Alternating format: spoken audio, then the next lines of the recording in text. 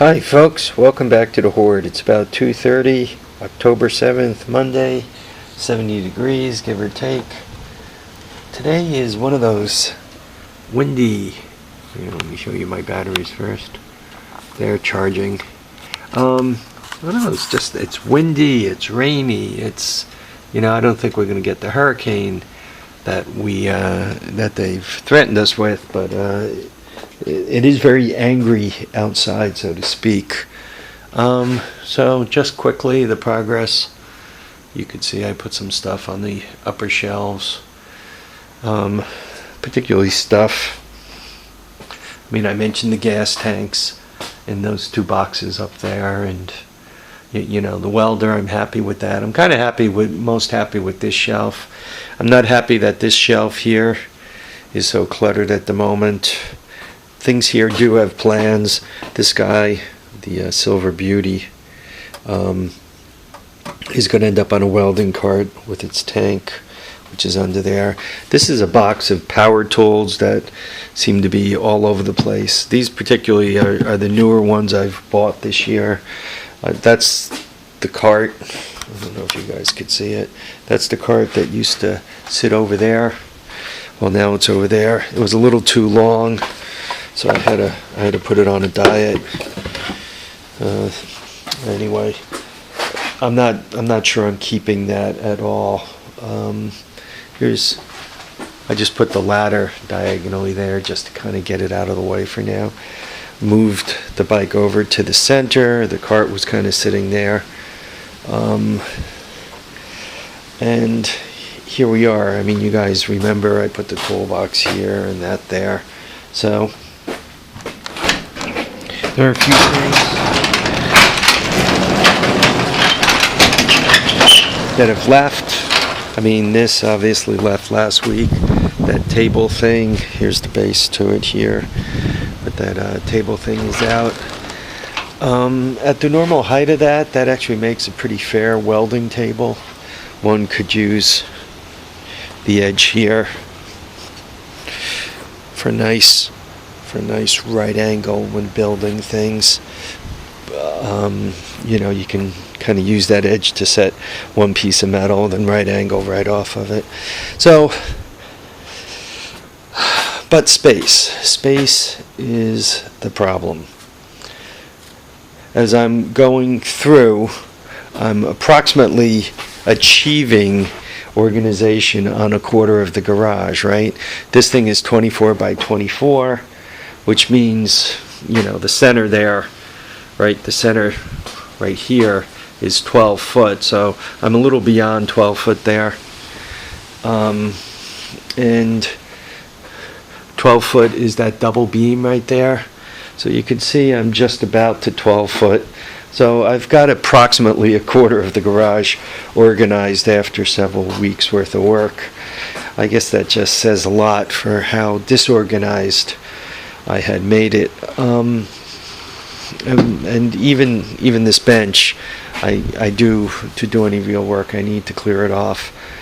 So the big announcement I would really like to make, and I would have liked to make it by actually putting the object right here, but I can't quite get it right here right now, because every time I go to take the toys out that I need to move things around, suddenly the wind picks up and starts making a mess out of things.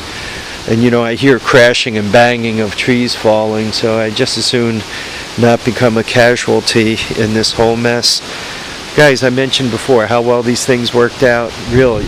Particularly if you build this one without the base.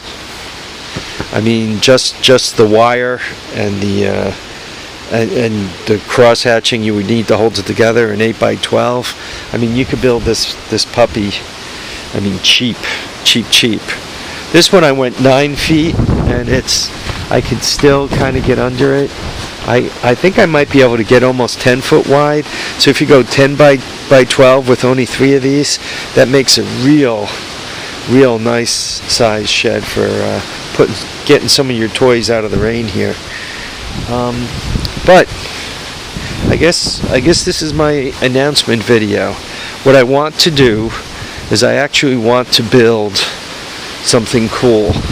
I've been watching some of these build guys. One Pug Life is building. Chris out there in Canada is building a bike. Fearless Front has built some stuff. His buddy, I forgot the guy's name, has built some stuff. So what I'd like to do is I'd actually like to try my hand at building something. I have several of these floating around, golf carts. This is an E-Z-GO electric. If you spend any time looking at golf carts, sorry about the wind, I hope it's not messing things up too bad. But if you take some time looking at golf carts, you realize they come in two sizes. The smaller footprint are the electric ones. They're about 4 foot wide, a little less than that, like 40 inches wide, and 7 foot long. If you go to the gas-powered ones, they're a little bigger. They're more like 48 inches wide and closer to 8 foot long. They pick up almost another foot wider and a foot longer. So I'm after a smaller cart to start with, and I have two of these. I have two of these guys. This white one here, and a green one that's in the back of the shed there, and I can show that to you in a moment. But if you look at them, right from the front, right, got a nice seat, double wide, steering, right, front suspension, though not great front suspension. This thing only has cattle car suspension, pair of longitudinal leaf springs. Not great suspension, but if you took one of these and you put in the back of it a super reliable tractor drive chain, super reliable, your typical, 3 forwards, 1 reverse transmission, or these are a little less tough, the aluminum transmissions, but probably a little easier to do. It would make a really, really nice unit. So let's talk about it. Let's talk about the simple one. The simple one would actually be to put a transmission like this in. This transmission, if you were to look at the top of it, has a flat flywheel on it. So you can actually just turn the axle so that the flywheel or the pulley is upright like this. You take that pulley off, just take it right off, and you either jack shaft, personally I would jack shaft it, or if you can mount it, you could put the bottom half of a torque converter right on it, and put the top half of the torque converter on the motor, and just set the motor up. Once again, you might have to mess with the belt sizes a little bit to get it to all work. Probably be easier with the jack shaft. Anyway, just take that pulley off, put a sprocket on it, run it to another sprocket on a jack shaft, feed it with the torque converter, and then you got it made. You got a 5, 6, 7, 8, depending on the rear end you pick. Transmission, you have reverse. You have a torque converter, so you don't have to mess with the clutch, with the foot clutch and belts and all that other trivia. Really, really set yourself up a nice unit. The problem is, these guys here, side to side, are about 34, 36 inches. And if you look at the spacing between here, these tires, between the two back tires, about 40 inches, 38 to 40 inches. So you can't quite squeeze it in there. You got a lot of framework to do. So that's the story on those. These guys, naturally, this one, and I'll take you over to look at a Simplicity because it's easier to look at. But this guy, I have one over there, and the Simplicity we're walking over to look at, actually all naturally have horizontal sprockets, or horizontal, pulleys. so that, well, it's actually, I guess they're vertical pulleys. Pulleys that a horizontal motor could drive directly. Let me show you what I mean. I think it'll be a little clearer. After looking at the golf cart, the electric, you can see this guy is a good bit wider. And even if you're forgetting about the tailgate on this thing, it's a good bit longer too. But here's what I'm talking about, babbling about. To drive this thing, all you need to do is turn this pulley, right?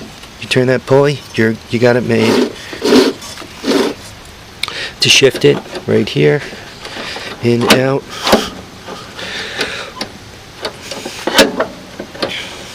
So that's all you got. The trick is mounting this thing underneath. Once again, outside spacing here to there is just under 36, and the other one it's 40, and then you got the frame. How do you mount to this rear end? What do you hook to? It appears as if this thing bolts to the frame here. One, that's a pivot. Maybe there's another. Yeah, there's another bolt down there, and you got an equal thing here. So you would have to build all that up. From a convenience point of view, you can almost hang the motor off the back, right? You can feed it from back here, from way back here. Shifting, piece of cake to shift, right? All I have to do is extend this. The reason why this thing is not considered runnable is the steering is completely trashed. The motor's still free though. It's got a big Briggs on it if I recall. So that's the announcement I want to make. This is a build I want to do. Put a little thought into it. It'll basically be 10 large steps to putting this rig together. First, the golf cart has to come in and get ripped apart, see what it looks like in the back, and the tractor has to get ripped apart and see what it looks like in the back. You know, you take the drivetrain from the tractor and you start placing it inside the golf cart, and from there one fabricates a frame to hook it all together so that physically you have a golf cart that's actually on 4 wheels, its original 2 fronts, and the back 2 belonging to the tractor. You figure out how to get the heights so that it's reasonable and all the other stuff. And then you just do the fabrication. You got to fabricate the throttle. You got to fabricate, if you decide to do a belt clutch, you got to fabricate that, or you got to go with the torque converter and figure out how you're going to mount it and go with the jack shaft and all that trivia. So basically the drive chain. So throttle, drive chain. And then once you're done with it, I mean, yeah, you got a vehicle that you can drive around, and depending on the rear end you pick, maybe it's got some ability to, it's got a hitch on it so you can drag something with you. But then it'd also be nice to make sure you fabricate it up so that it's got a somewhat of an electrical system so that you can electrically start it. That's always handy. Pull, start, back up, always handy. Maybe put an extra alternator on it, one of the ratty single, they call them rat rod, single wire GM alternators. Get them on eBay. They're about $60 each, $60-$70 delivered, give or take a little bit.